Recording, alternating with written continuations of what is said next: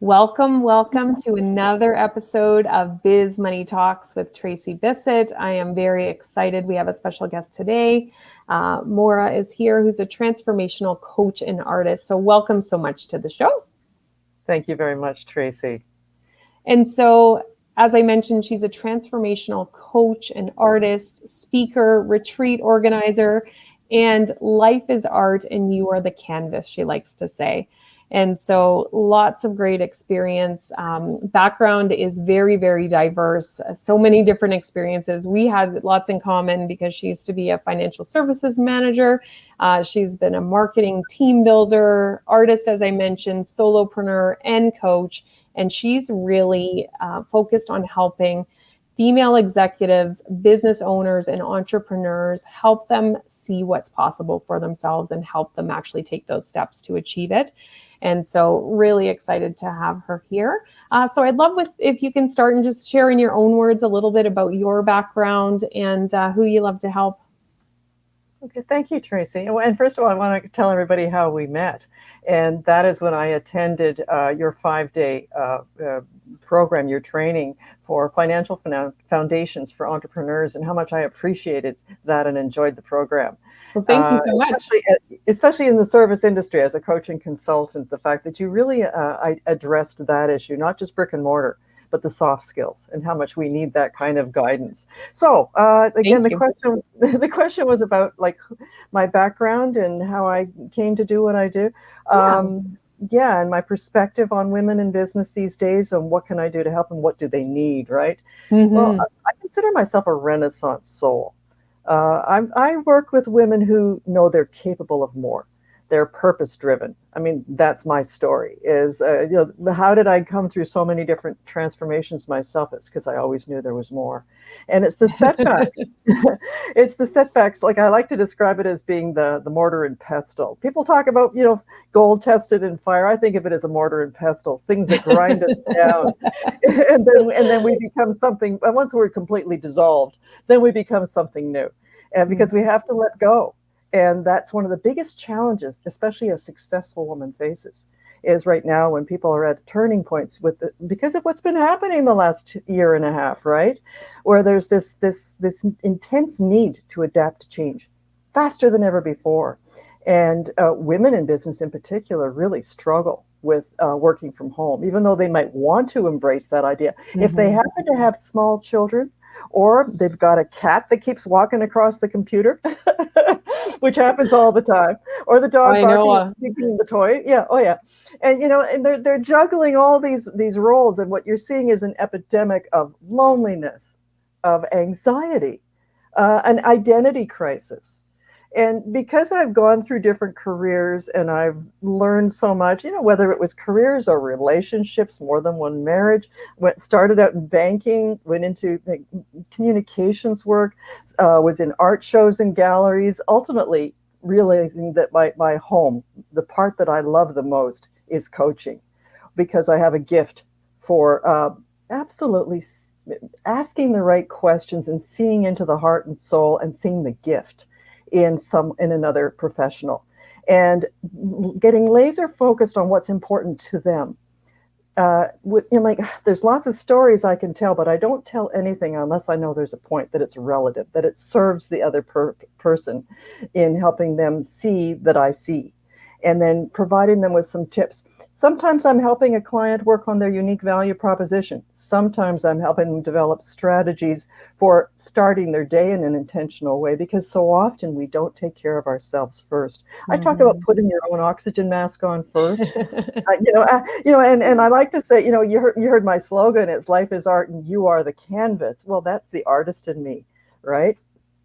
Coming out to play. And when I'm working with a client and I bring them into my studio for an art workshop, sure, they may learn how to play with encaustic, which is a thousands of years old technique involving molten wax. So it makes them question everything they've learned. But what it does is it invokes the child. The child mm-hmm. comes to play. And what happens is this self-discovery that occurs. And that happens when I take clients on a retreat in France. It's a bucket list item. It's something where it's for the person who wants to escape that wants to be in the fellowship of like-minded, intelligent, curious, purpose-driven people, but take a break. So this isn't a work vacation. This is all about you, right? Yeah, this is the ultimate developing memories that will last forever, seizing the day for at least a week or two, right? And saying, okay, yes, I need to take care of me so that I can keep paying it forward, so I can be my best, so I can create that life that I love. Ultimately, at the end of the day, what's all the work for anyways? If we're not clear on what we're aiming for, what quality of life we're actually hoping to achieve, because it's not about the dollar signs in front of it or the zeros behind it. It's about what will that really translate into at the end of the day. How do I know? And everyone that I work with, they want to belong. They want their life to matter. They want to make a difference. They don't want to waste their time or their energy. They want to know how to set priorities and boundaries. So, in my program and in my coaching, I'm working with systems that we can implement every day to hit the reset button, to have the ability to manage our state. And, I use a lot of principles, and I teach a lot around reading and fabulous material that supports everything that I teach and that I do personally. I don't tell someone to do something I'm not doing. So with my course, my private and group coaching programs, my workshops, my retreats and stuff, it all kind of comes together. Everything from my former life in financial services in the corporate world to even network marketing, where I put in the years of personal development and building connections with people around a product or service that had an impact on my life. It just, all those different pieces come together. So I'll just pause there. If you got a question for me, that helps me. Excellent. And I would love to kind of set the stage for everybody who's tuning in. I think Natalie was here and she might have left. So hi, Natalie. She said hi to us. But really, why I wanted you to join us today is because it's so critical that we as business owners focus on our clients and that we deliver with excellence in whatever it is that we serve them with, whether we're a service provider, whether we're providing a product. And when we can do that, we get steady revenue, we get steady cash flow, all of that kind of goes hand in hand. But what I know is that so many business owners don't have the focus. And I think that's where you come in, because they're not necessarily sure what they're capable of. Even if they think there's the possibility that they can do more and be more, they don't know how to get there and they don't know how to go on that journey. And so that's why I'm so glad that you're here today to share tips with us. Now, you've already touched on a little bit of what you've seen through the pandemic, but I'd love to hear a little bit more specifically what you've seen through your coaching practice in the pandemic, any changes you observed kind of pre to post or during pandemic. I don't think we can say we're post yet. But in kind of any changes from what you've seen historically.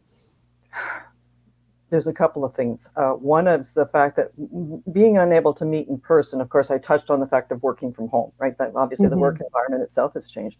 But the business of not being able to go to an event has had a huge impact on people, whether it's a networking meeting or a board meeting, or whether a larger conference, all these different things that they're not able to do. And some are embracing it. And those that have adapted to the changing environment, work environment, are the ones that are thriving. I'll give you an example with myself creating an online course that I now use as a support tool in my coaching. Well, what I see is that people who fight technology, who keep saying, "Oh, I'll just, I don't want to learn how to do that," whatever that is, they don't have a prayer. And or the ones that aren't comfortable in being on a screen like this, of being seen, and because they think they have to be perfect.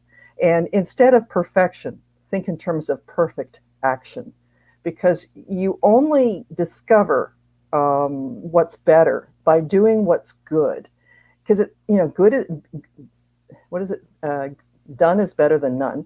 Okay, and you can only get better by at least doing it. Seth Godin, in his book called The Practice, explains this very beautifully.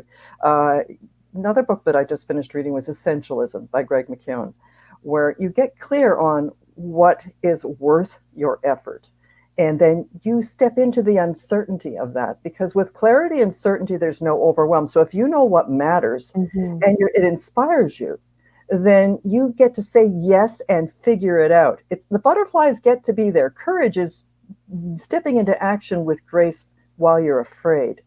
And it's that, and that's, that's where having a coach comes in. It's kind of like the person, and I've seen so many people, they become so unhealthy during the last year. They've, the pounds have crept on, or they're not sleeping well, or their relationships are faltering, right? There's just lots of things.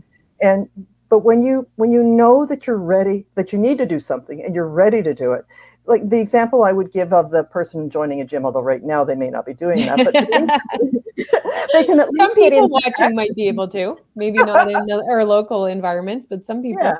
Well, for me, at least it's summer. And what I've been doing is I do my power walks every morning, and I'm listening to great books while I'm doing that. And I'm doing my push-ups first, and I'm doing my hydrating and my journaling and everything else.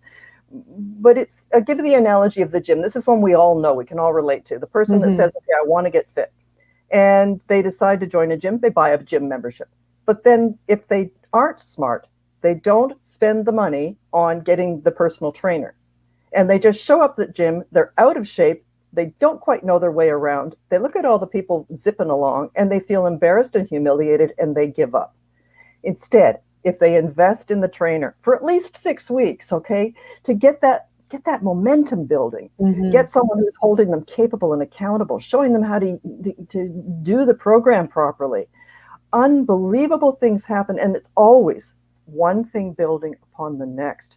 It's it's trusting yourself that if it's inspiring to you, the outcome, that if there's a will, there's a way. There truly is. And it's up to you to lock arms with someone who is at least 2 steps ahead of you, that will show you how they did it. Because then you can see their humanity, their journey too, and lock arms for your success. Yeah, and that's really what we talk about all the time with financial fitness. We don't need to be perfect. We just need to take one step forward every day. We need to build on what we're learning. And everybody's at a different place. So no feelings of embarrassment or shame. We can learn what we can, and we're going to keep moving forward. And so you've talked about some of the challenges during the pandemic and what you observed. What can you say that business owners have been doing well? And based on what you've seen, what do you think they might need to modify as we move forward in terms of whether it's their approach or perspective? Yeah, there's going to be a hybrid work environment that emerges out of all of this. There will be some people who continue to maybe work from home. There may become more fractional leadership in companies. There may be more fractional work positions in terms of like women that share a job and work from home, or not just women, but everybody, right? There may be less going to conferences in person and more virtual trainings. I can see all of that.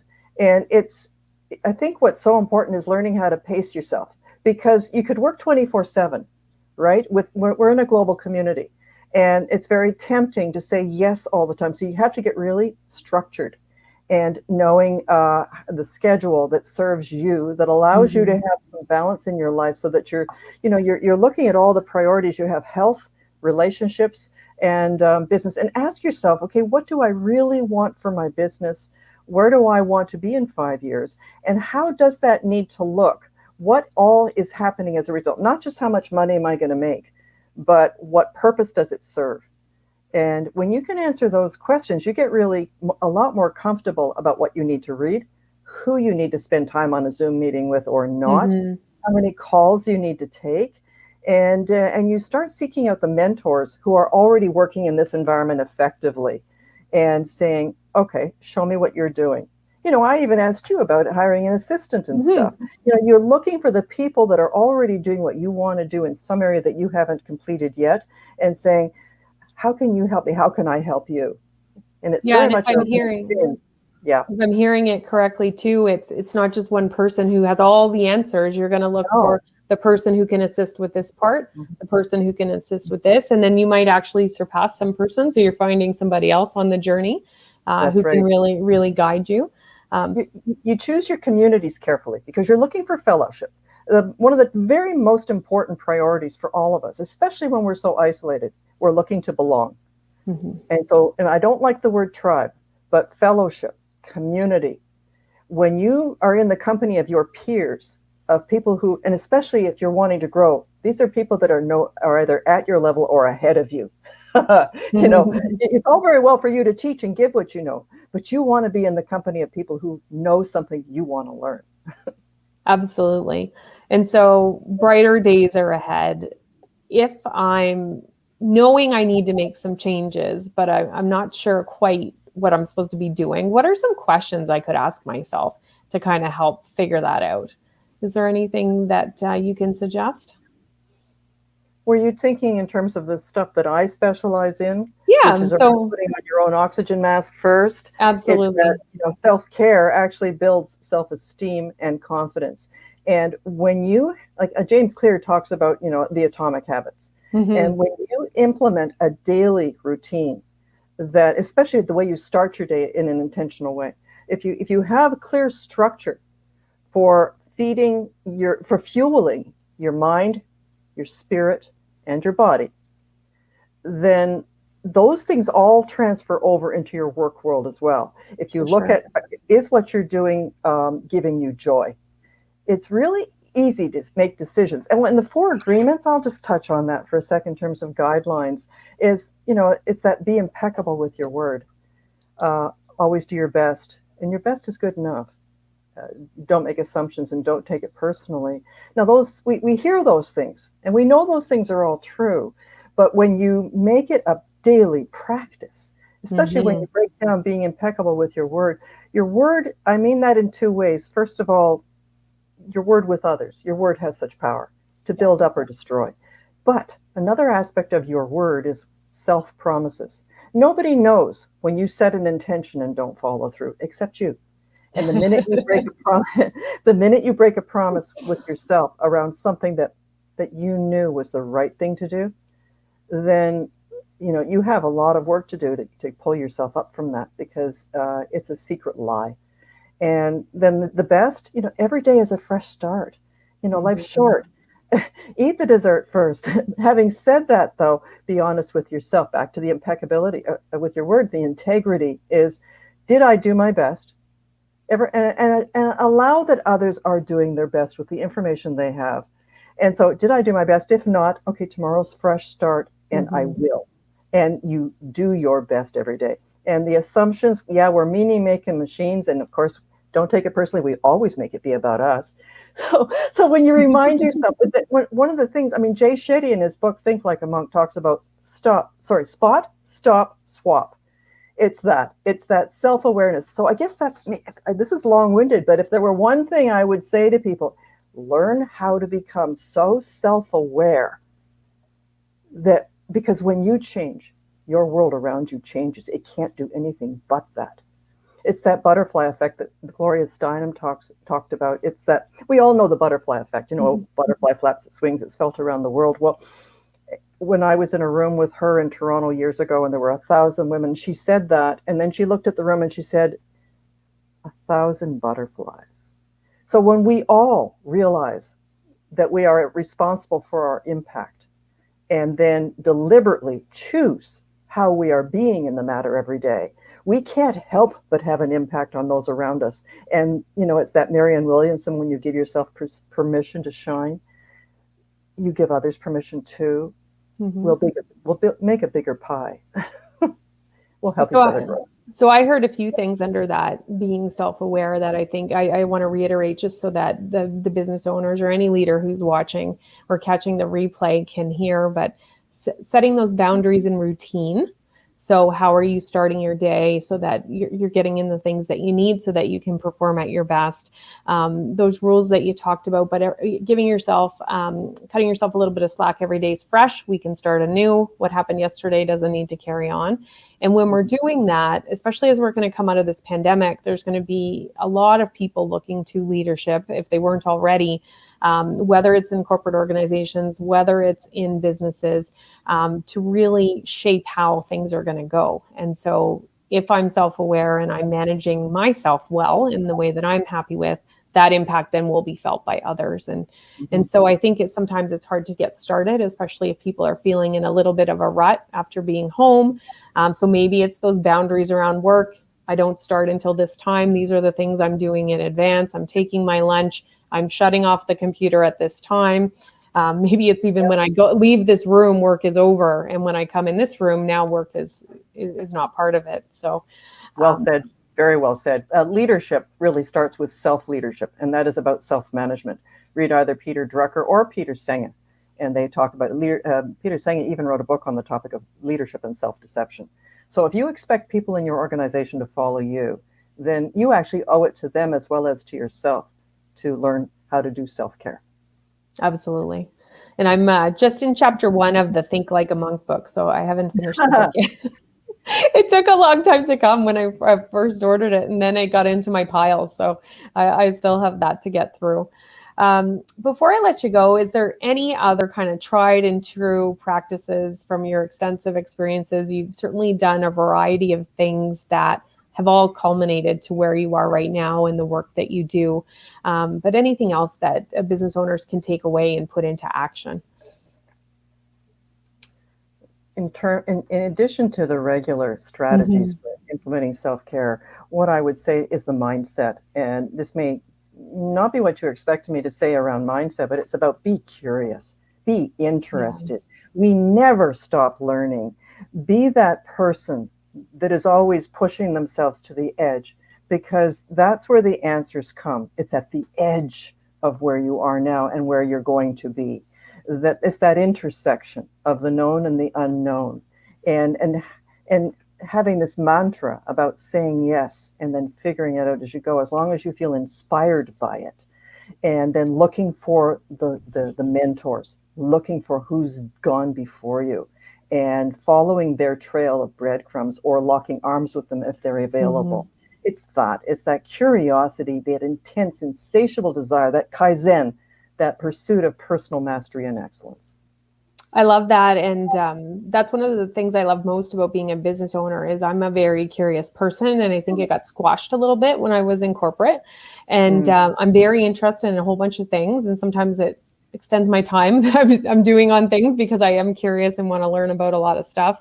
But that point around the mentors is especially critical for business owners because sometimes we feel alone and it's very isolating and there may not be people to talk with. So you need to look for those people as well as look for coaches who can support you in whatever area of your business that you need or your personal life, which will then translate into your business. So I think all of that is fantastic.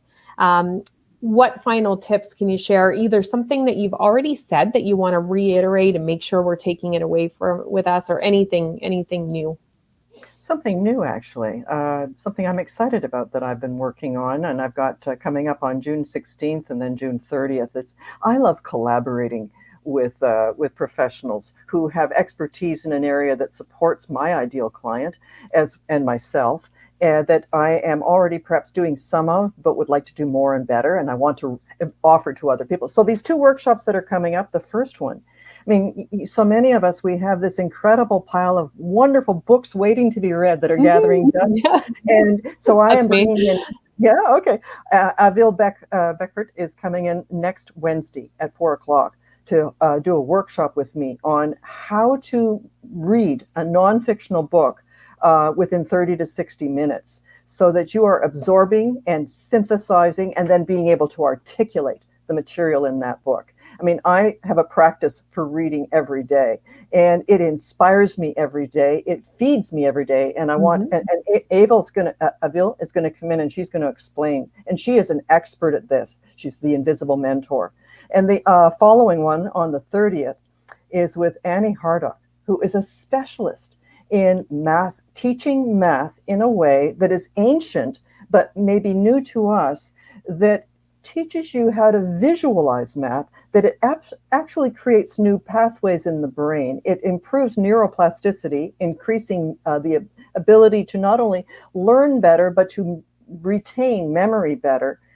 So I like to call it making memory loss a thing of the past. And by the way, you'll learn how to do math in a way you never thought possible. So those are 2 workshops I'm excited about. And you can see why I would even want to do those subjects, right? Yeah. Exactly, for sure. Well, that is fantastic. So I'm just throwing that out there to your listeners as well, is approach me if you have a topic like that you think that others would, and I would love to host a workshop for them to come. Okay. Excellent. Well, that's a wonderful invitation. Certainly, as this wraps up, I'm going to post in the comments ways to get a hold of Maura. And certainly, as this is uploaded to YouTube, for those who are watching it there, all her information is in the description, so you can find her very easily.